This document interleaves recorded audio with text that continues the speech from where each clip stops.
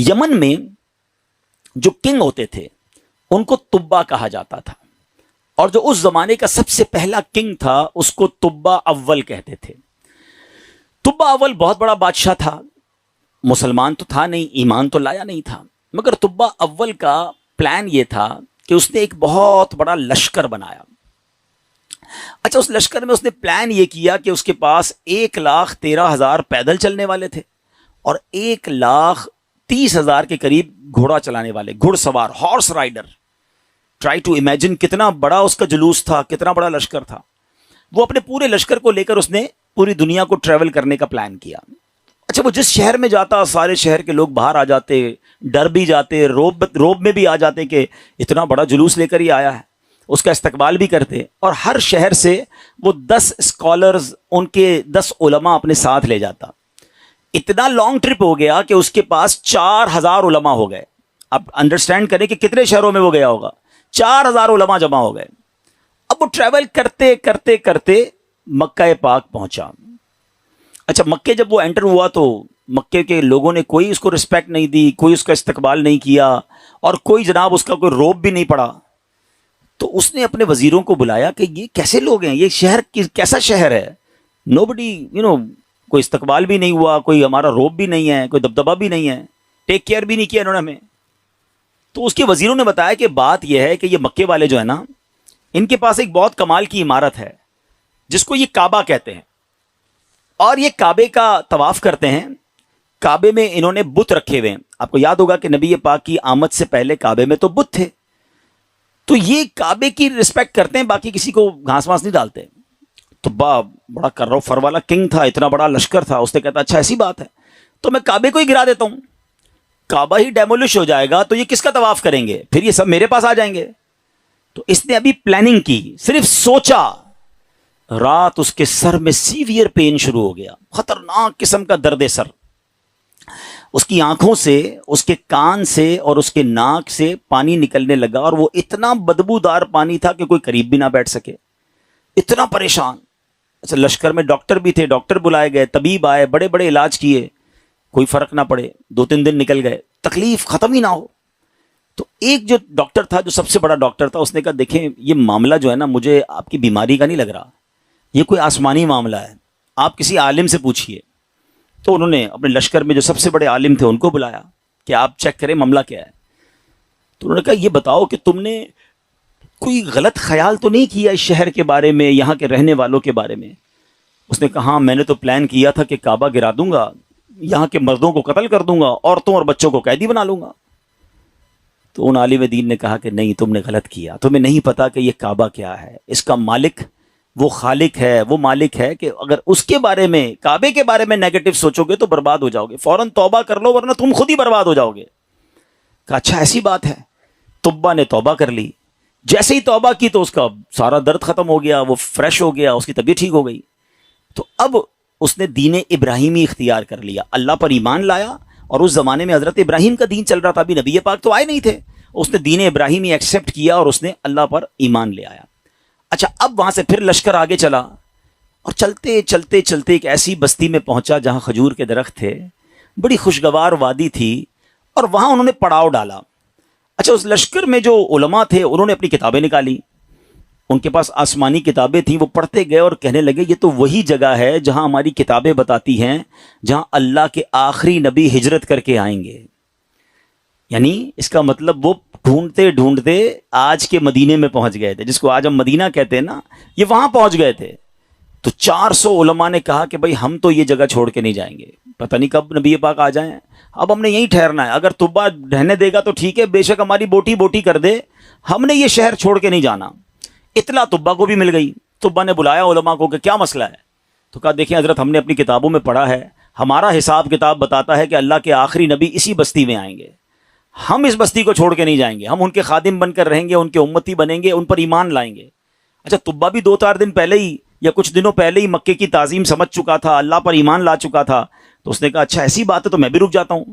اس نے کیا کیا، 400 علماء کے لیے 400 گھر بنائے، ان 400 علماء کی شادیاں کروائیں، ان کو خوب مال و دولت بھی دیا۔ 1 سال تبا خود بھی وہیں رہا، 1 سال کے بعد دیکھا کہ نبی پاک تو نہیں آئے، تو اب طبا نے ایک کمال کا خط لکھا. سنیے گا پیارے اسلامی بھائیو، یہ دنیا کا انوکھا خط ہے کہ اس کے لیے لکھا جا رہا ہے جو بھی دنیا میں آئے نہیں ہیں. اور کس عشق والی زبان میں طبا بادشاہ نے وہ خط لکھا. اس نے لکھا کہ اس اللہ کے نام سے شروع جو عالمین کا رب ہے. میں جناب رسول اللہ صلی اللہ تعالی وسلم کی بارگاہ میں طبا اول حمیری سلام پیش کرتا ہوں، اور میں آقا علیہ الصلوۃ والسلام کی بارگاہ میں عرض کرتا ہوں کہ حضور اگر میں نے آپ کا زمانہ پا لیا تو میں آپ کی خدمت کروں گا، آپ پر ایمان لاؤں گا، آپ کی سنت پر عمل کروں گا، جو آپ کتاب لے کر آئیں گے میں اس پر بھی عمل کروں گا. اور حضور اگر میں پھر بھی آپ کا زمانہ نہ پا سکوں تو مجھے اپنی غلامی میں قبول فرمائیے، اور قیامت کے دن مجھے میری شفاعت فرمائیے گا، مجھے بھول نہ جائیے گا. بڑا کمال کا عشق والا اس نے خط لکھا. اس خط کو اس نے سیل کیا گولڈن اسٹیمپ لگا کے. اچھا، ایک اور مکان بنایا اس نے، اور جو اس وقت کے سب سے بڑے عالم تھے ان کو وہ لیٹر بھی دیا، اور کہا جب آپ نبی پاک سے اگر آپ کی ملاقات ہو جائے نا تو میرا خط انہیں دیجیے گا، یہ مکان بھی انہیں گفٹ کر دیجیے گا، اور اگر نہ ہو تو آپ اپنے بچے کو کہیے گا، آپ کا انتقال ہونے لگے تو اس کو یہ لیٹر دیجیے گا، اس کو کہیے گا وہ اپنی اولاد کو دے، تاکہ کسی طرح یہ خط جناب آخری نبی صلی اللہ تعالی علیہ وسلم تک پہنچ جائے. یہ کیسا عشق ہے. اب ذرا سنیے گا. طبا اول حمیری کا بعد میں وہ مدینے سے آگے گیا اور جا کے اس کا انتقال ہو گیا. آفٹر 1000 years، 1000 سال بعد 12 ربیع الاول والے دن مکہ مکرمہ میں نبی پاک کی ولادت ہوتی ہے، آقا کی تشریف آوری ہوتی ہے. نبی پاک 53 سال مکے میں گزارتے ہیں، اور اس دوران حضرت مصعب بن عمیر صحابی رسول ہیں، ان کو پیارے آقا مدینے بھیجتے ہیں کہ وہاں جا کے اسلام کی دعوت دو. مدینے میں تو فوراً اسلام پھیلنا شروع ہو گیا. علماء کہتے ہیں جو اتنی تیزی سے اسلام مدینے میں پھیلا نا، اس کی بڑی وجہ یہ تھی جو یہ انصار صحابہ تھے نا. مدینے والوں کو کیا کہتے ہیں؟ انصار. مکے والے کو کیا کہتے ہیں؟ مہاجرین. تو جو انصار تھے نا، یہ سارے انہی 400 علماء کی اولاد میں سے تھے. they were waiting from last 1000 years for رسول پاک علیہ الصلوۃ والسلام. یہ تو 1000 سال سے انتظار کر رہے تھے. جیسے ہی حضرت مصعب بن عمیر پہنچے، دیگر مبلغین پہنچے، اللہ کے رسول کی باتیں بتائیں، اسلام کی باتیں بتائیں، دھڑا دھڑ لوگ اسلام قبول کرنے لگ گئے. اچھا، اب قبیلے کے لوگ بیٹھے کہ آخری نبی تو آ گئے ہیں مکے میں، ہمارے پاس ایک لیٹر ہے، اب وہ پہنچانا ہے انہیں. انہوں نے مشورہ کر کے، ایک صحابی تھے ان کا نام تھا حضرت ابو لیلہ انصاری رحمۃ رضی اللہ تعالیٰ عنہ، ان کو کہا کہ آپ جائیے، جا کے مکے میں نبی پاک کو یہ خط دے کر آئیے. ان صحابی نے ٹریول کیا. جب وہ ٹریول کر کے جانے لگے تو ان کو کسی نے بتایا کہ نبی پاک مکے سے پہلے ایک وادی میں بیٹھے ہیں، صحابہ کرام کے ساتھ جلوہ فرما ہے. اچھا، انہوں نے نبی پاک کو نہیں دیکھا، نبی پاک نے انہیں نہیں دیکھا. سوشل میڈیا کا زمانہ تو تھا نہیں نا کہ کسی طریقے سے دیکھ لیتے. اچھا، یہ گئے اس دربار میں، جیسے ہی داخل ہوئے کمرے میں، نبی پاک صحابہ کے ساتھ بیٹھے ہیں، وہ کمرے میں داخل ہوئے، پیارے آقا فرماتے انتا ابو لیلہ، تم ابو لیلہ ہو. وہ شاکڈ ہو گئے کہ میرا نام کیسے ان کو پتہ چل گیا. کہ جی یا رسول اللہ، میرا نام ہی ابو لیلہ ہے. فرمایا تمہارے پاس میری ایک امانت ہوگی، مجھے وہ خط دے دو. ایک بار اور حیران ہو گئے کہ رسول اللہ صلی اللہ علیہ وسلم کو میں نے بتایا نہیں، پہلے ہی ان کو پتا ہے. نبی پاک نے وہ خط لیا، سیدنا ابو بکر صدیق کو وہ خط دیا اور کہا ہے ابو بکر پڑھو. اب بھرے دربار میں وہ عشق والا خط پڑھا گیا ہے. طبا اول حمیری کا وہ عشق کی جو لیٹر تھا وہ پڑھ کر سنایا گیا کہ حضور میں آپ کا امتی، میں آپ کا غلام، مجھے قیامت کے دن بھولیے گا نہیں. اگر آپ کا زمانہ پایا تو آپ کی خدمت کروں گا، زمانہ نہ پا سکا تو پھر بھی میں آپ کا غلام ہوں. اللہ اکبر. نبی پاک نے جب یہ خط سنا نا تو پتہ کیا فرمایا؟ مرحباً اخ صالح، مرحباً اخ صالح، میرے نیک بھائی کو مرحبا ہو، نیک بھائی کو مرحبا ہو. امیر پیارے آقا علیہ الصلوۃ والسلام نے اس بادشاہ کو نیک بھائی کہہ کر پکارا. اچھا، اب ابو لیلہ انصاری تو حیران پریشان، نبی پاک پر کلمہ پڑھا، مسلمان ہوئے کہ ان کو مجھ سے پہلے پتہ ہے کہ یہ میرے دل میں کیا ہے اور میں کیا لے کر آیا ہوں. واپس گئے، اپنے شہر والوں کو بتایا کہ بھائی میں تو ان سے مل کر آیا ہوں جو تو غیب کی خبریں دیتے ہیں.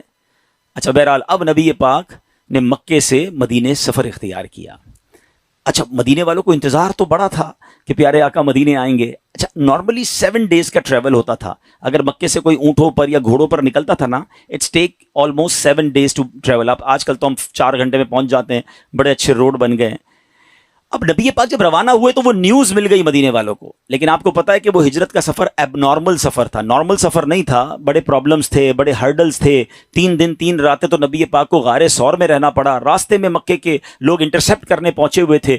تو اب مدینے والے سمجھ رہے تھے کہ 7ویں دن نبی پاک آ جائیں گے. وہ ڈیلی مدینے کے گیٹ پہ جا کے کھڑے ہو جاتے کہ نبی پاک آ جائیں گے. صبح جاتے، ویٹ کرتے، دوپہر ہوتی تو واپس آ جاتے. اگلے دن پھر صبح جا کے کھڑے ہو جاتے. روز استقبال کی تیاریاں ہیں. اچھا آپ کو معلوم ہے نبی پاک علیہ السلام کس دن مدینے میں داخل ہوئے؟ کافی دن لگے، مگر سرور کائنات صلی اللہ تعالیٰ علیہ وسلم جس دن مدینہ منورہ میں صحابہ کے جھرمٹ میں داخل ہوئے نا، وہ دن 12 ربیع الاول کا دن تھا۔ ہاں وہ دن بھی برتھ ڈے آف رسول پاک علیہ السلام تھا۔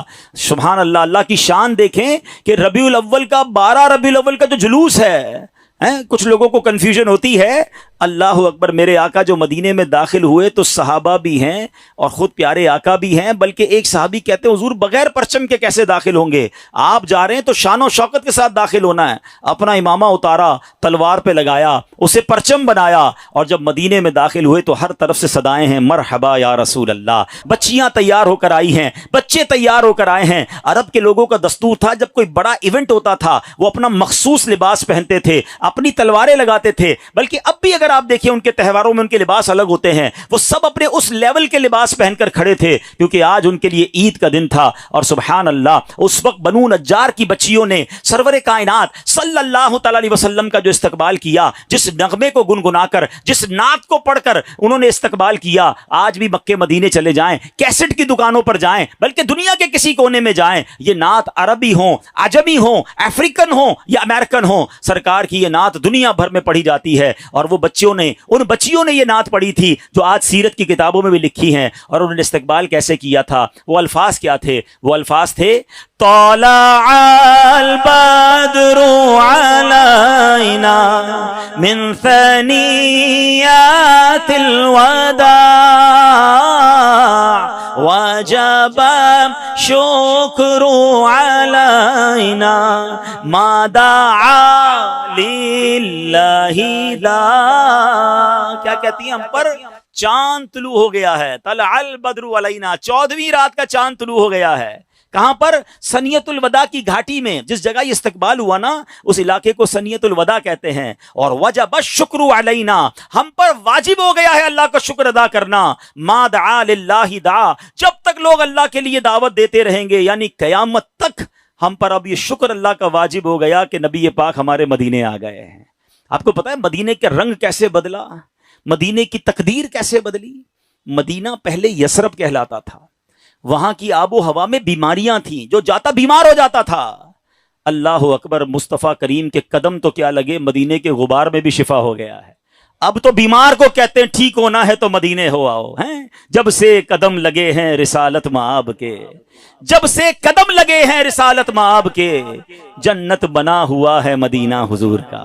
کیا قدم لگے میرے آقا کے، بھاگ ہی جاگ گئے مدینے والوں کے۔ اچھا اب پیارے آقا جب مدینہ شریف میں انٹر ہوئے نا، everybody want to welcome and everybody want to host him، ہر بندہ چاہ رہا تھا کہ نبی پاک ہمارے گھر آ جائیں، کیونکہ اشتیاق بہت تھا، تڑپ بہت تھی۔ تو نبی پاک نے فرمایا کہ میری جو اونٹنی ہے نا یہ اللہ کے حکم سے بندھی ہوئی ہے، یہ جدھر جا کے رکے گی ادھر جا کر ہی میں نے رہنا ہے۔ اچھا اب ذرا تصور کیجئے، امیجن کیجئے کہ وہ اونٹنی مدینے کی گلیوں میں گھوم رہی ہوگی اور ہر صحابی یہ امیجن کر رہا ہو کاش میرے دروازے پر رک جائے، کاش میرے دروازے پر رک جائے، مگر بھاگ کس کے جاگے؟ سیدنا ابو ایوب انصاری رضی اللہ تعالیٰ عنہ، کہ وہ اونٹنی جو ہے ان کے دروازے پر جا کے رکی۔ اچھا اب ایک اور امیزنگ بات شاید بہت ساروں کو پہلی بار پتہ چلے گی، حضرت ابو ایوب انصاری رضی اللہ تعالیٰ عنہ کا ایک لقب ہے، ہم سب کہتے ہیں میزبان رسول، ٹھیک ہے نا، لیکن شاید لوگوں کو نہیں پتا کہ حضرت ابو ایوب انصاری اسی عالم دین کی اولاد سے ہیں کہ جن کو طبہ اول نے لیٹر دیا تھا، جو سب سے بڑے عالم تھے نا، یہ انہی کی اولاد میں سے ہیں۔ اور حضرت ابو ایوب انصاری اسی گھر میں رہتے تھے جو گھر طبہ نے نبی پاک کے لیے گفٹ کے طور پر بنایا تھا۔ گویا مطلب یہ بنا کہ یہ گھر نبی پاک کا ہی تھا، حضرت ابو ایوب انصاری اس کو ٹیک کیئر کر رہے تھے۔ آقا کسی کے مہمان نہ بنے، بلکہ سچی بات یہ ہے کہ میزبان نبی پاک تھے، مہمان ابو ایوب انصاری تھے۔ اور یہ کیسے ہو سکتا ہے کہ نبی پاک جن کے صدقے یہ کائنات بنی ہے؟ امام عشق و محبت اعلیٰ حضرت بڑا کمال کا شعر لکھتے ہیں، آپ فرماتے حضور یہ کائنات جب آپ کے لیے بنی ہے، آپ کی وجہ سے بنی ہے، تو پھر سارا زمانہ تو اس میں مہمان ہوا نا، اصل میزبان تو آپ ہیں۔ آپ کہتے ہیں آسماں خان زمین خان زمانہ مہمان، آسماں خان زمین خان زمانہ مہمان، صاحب خان نالا کب کس کا ہے تیرا تیرا صاحب خواہ نالا کب کس کا ہے تیرا۔ اب یہ عشق والی داستان سیکھنے کو کیا مل رہا ہے کہ یہ شان ہے میرے مصطفیٰ کی کہ دنیا میں آئے نہیں ہیں مگر چاہنے والے موجود ہیں، دیوانے موجود ہیں، سرکار پر سب کچھ نچھاور کرنے والے موجود ہیں۔ جبھی تو شاعر کہتے ہیں ایک میں ہی نہیں ان پر قربان زمانہ ہے، جو رب دو عالم کا محبوب یگانہ ہے۔